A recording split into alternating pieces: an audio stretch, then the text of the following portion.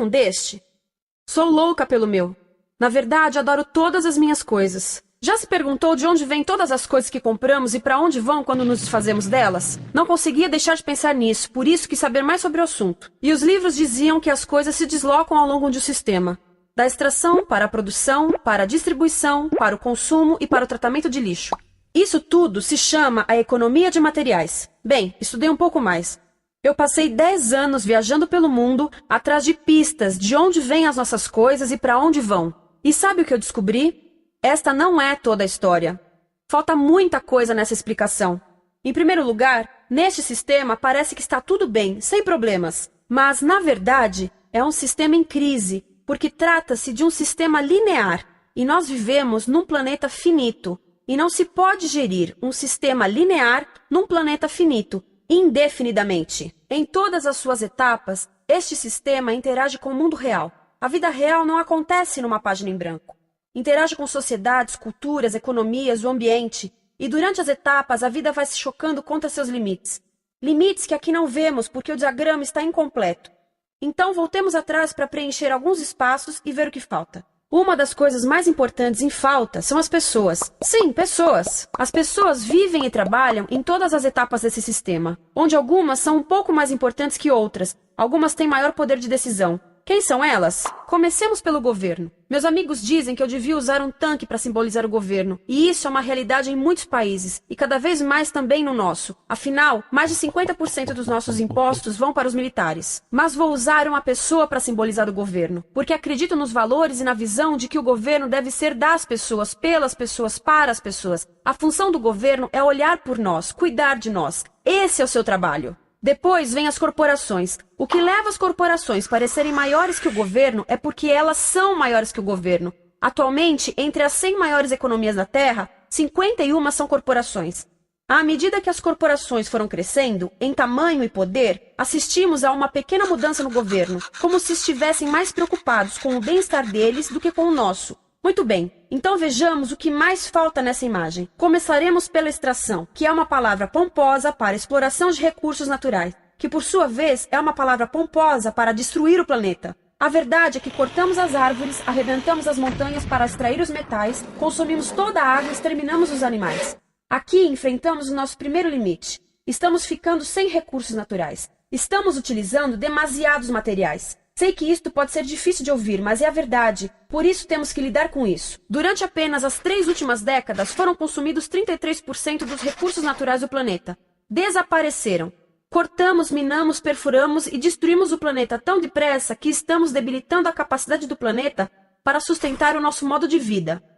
Aonde eu vivo, nos Estados Unidos, resta-nos menos de 4% da nossa floresta original. 40% dos cursos de água estão impróprios para o consumo. E o nosso problema não é apenas estarmos utilizando demasiados recursos, mas o fato de estarmos utilizando mais do que a nossa parte. Temos 5% da população mundial, mas usamos 30% dos recursos mundiais.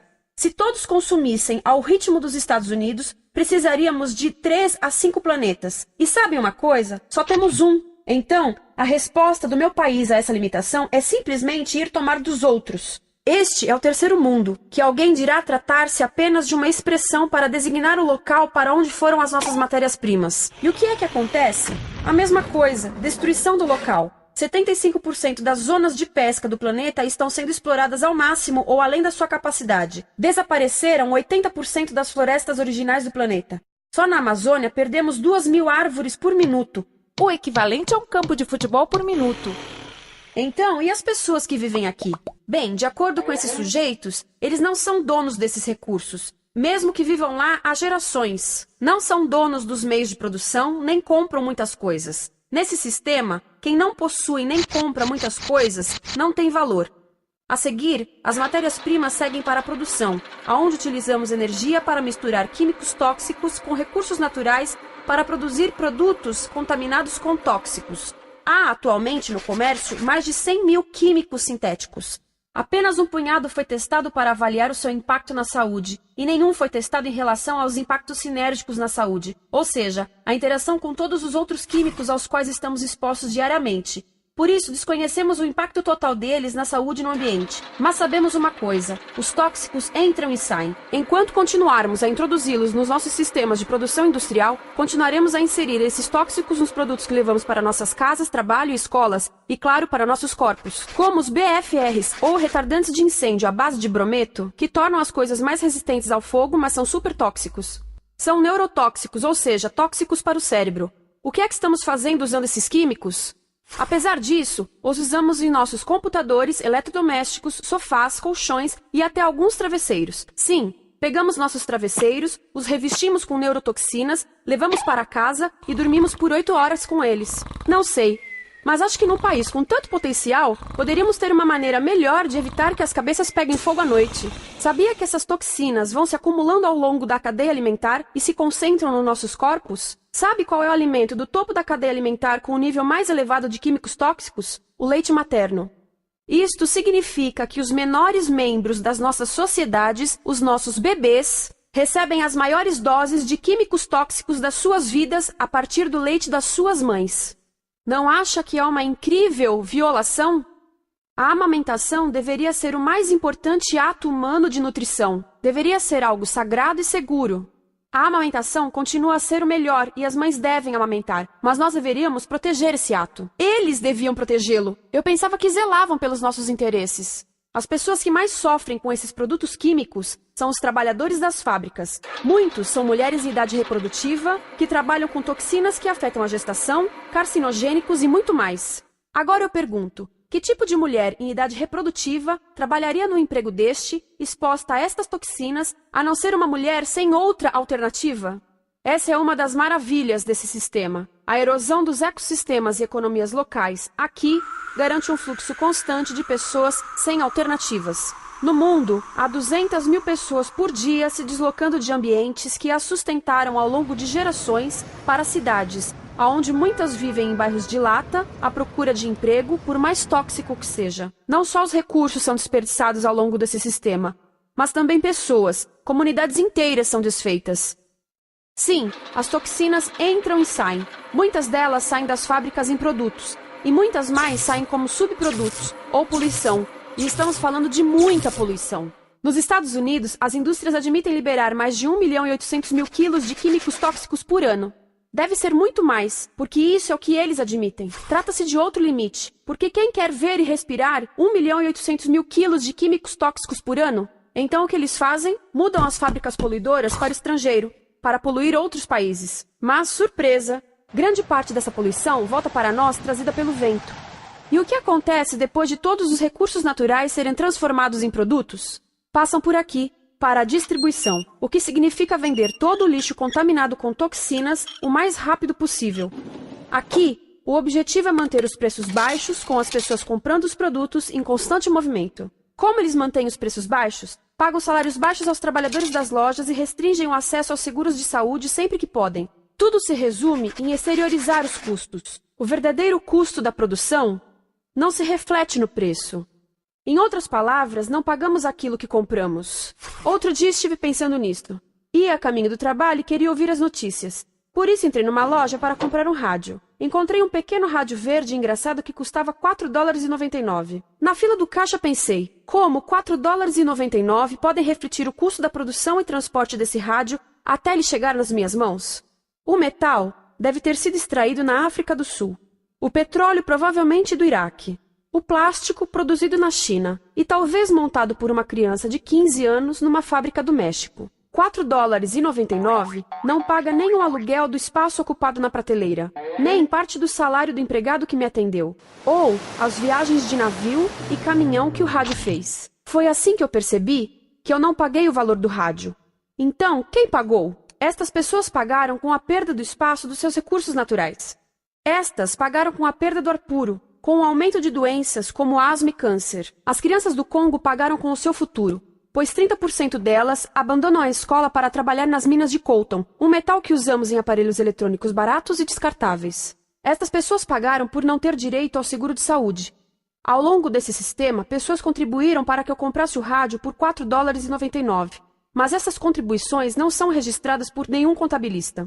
É isto que eu quero dizer com exteriorizar o verdadeiro custo de produção. E isso nos leva à seta dourada do consumo. O coração do sistema, o motor que impulsiona. É tão importante proteger esta seta que se tornou prioridade daqueles dois sujeitos. É por isso que após o 11 de setembro, quando nosso país estava em choque, o presidente Bush poderia ter sugerido fazer luto, rezar, ter esperança, mas não, ele disse para fazermos compras. Compras!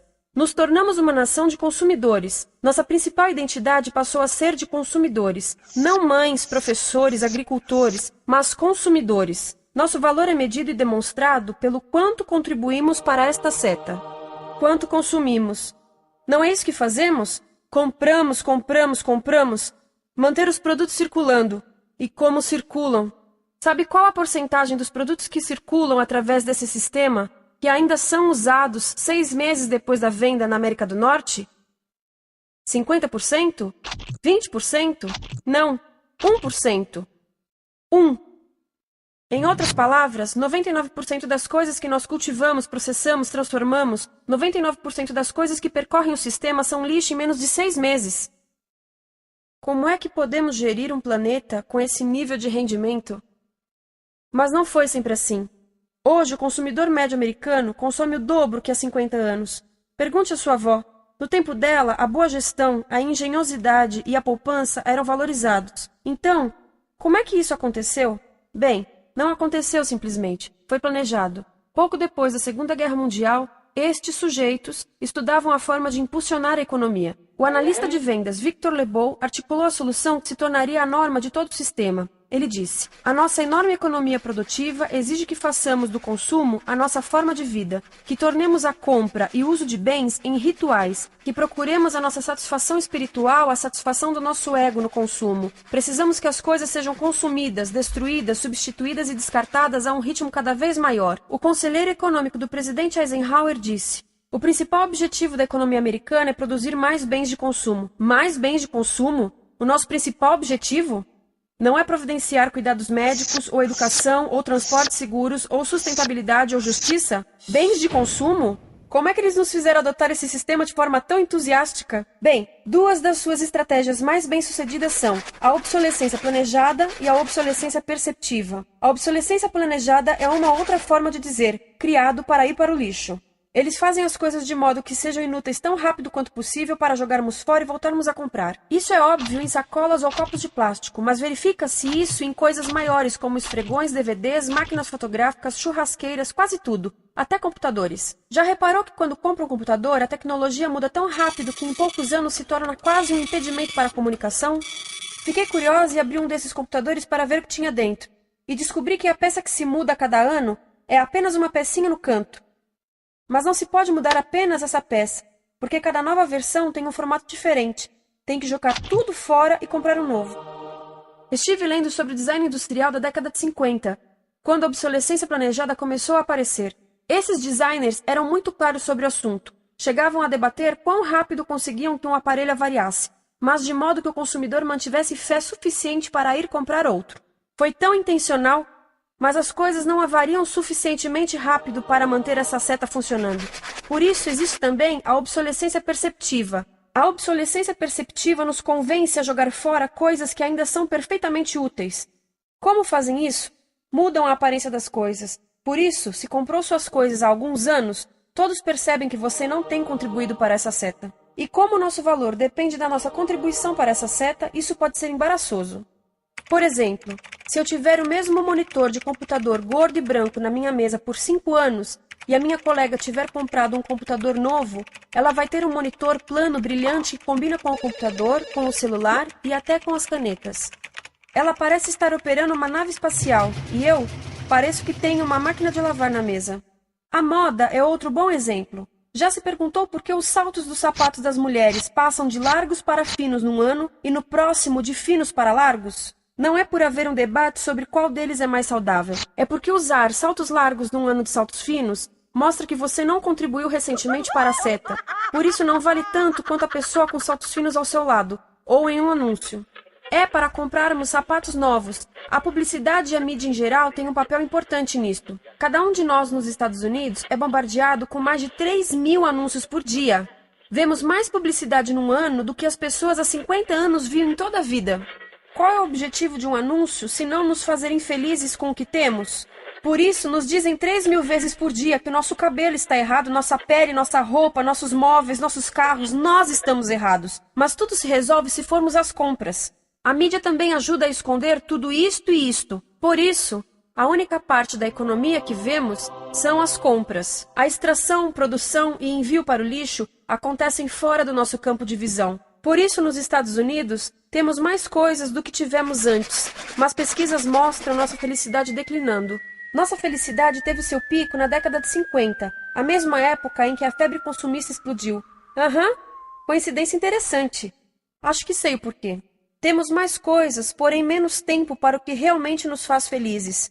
Amigos, família, tempo livre.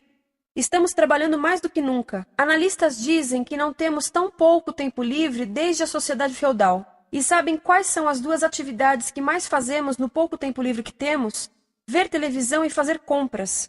Nós, americanos, passamos 3 a 4 vezes mais tempo comprando do que os europeus. Assim, nessa situação ridícula, vamos trabalhar talvez em 2 empregos, e quando chegamos em casa exaustos e sentamos no sofá novo para ver televisão, os anúncios dizem que não prestamos, então vamos às compras para nos sentirmos melhor. Depois trabalhamos mais para pagar o que compramos e chegamos em casa mais cansados, vemos mais televisão que nos diz para fazermos compras outra vez. E estamos nesse ciclo de trabalhar, ver, comprar, e podíamos simplesmente parar. Então, no final, o que acontece a todas essas coisas que compramos? Nesse ritmo de consumo, não cabe tudo em casa, apesar do tamanho médio das casas ter duplicado nesse país desde os anos 70. Vai tudo para o lixo, e isso nos leva ao tratamento do lixo.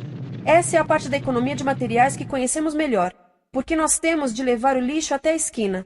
Cada americano produz 2 quilos de lixo por dia, o dobro do que fazíamos há 30 anos. Todo esse lixo ou é despejado num aterro, que é um grande buraco no chão, ou ainda pior, primeiro é incinerado e depois despejado no aterro. As duas formas poluem o ar, o solo, a água, sem esquecer que alteram o clima. A incineração é realmente ruim. Lembra daqueles tóxicos da fase da produção? Bem, queimar o lixo libera esses tóxicos no ar. Pior ainda, produz supertóxicos novos, como a dioxina. A dioxina é a substância mais tóxica feita pelo homem, e os incineradores são a principal fonte de dioxina. Isso significa que podemos parar a principal fonte da mais tóxica substância conhecida e feita pelo homem, simplesmente parando de queimar o lixo. E podemos parar hoje. Algumas empresas não querem criar aterros e incineradores aqui. Por isso, também exportam os resíduos. Então, e a reciclagem? A reciclagem ajuda?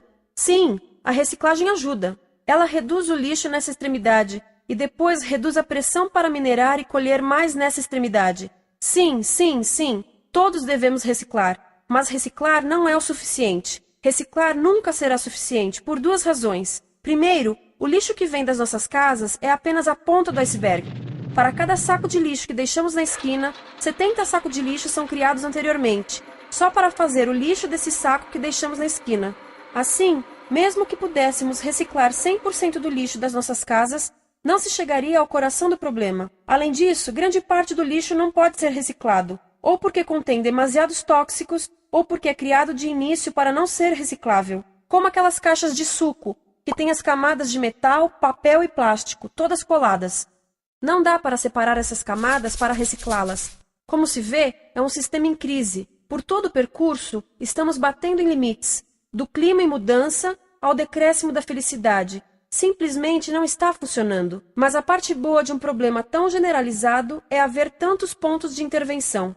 Há pessoas trabalhando aqui salvando florestas, e aqui na produção limpa. Pessoas trabalhando em direitos do trabalho, em comércio justo, em consumo consciente, no bloqueio de aterros e incineradores. E muito importante, em recuperar o nosso governo, para que seja realmente pelas pessoas e para as pessoas. Todo esse trabalho é criticamente importante, mas as coisas vão realmente começar a se mover quando enxergarmos as ligações, quando enxergarmos o panorama geral. Quando as pessoas ao longo do sistema se unirem, poderemos reivindicar e transformar esse sistema linear em algo novo, um sistema que não desperdice recursos ou pessoas, porque aquilo de que precisamos nos livrar é da antiga mentalidade de usar e jogar fora. Há uma nova escola de pensamento nesse assunto, e é baseada em sustentabilidade e equidade, química verde, zero resíduos, produção em ciclo fechado, energia renovável, economias locais vivas, já está acontecendo. Há quem diga que é irrealista, idealista, que não pode acontecer. Mas eu digo que quem é irrealista são os que querem continuar pelo velho caminho.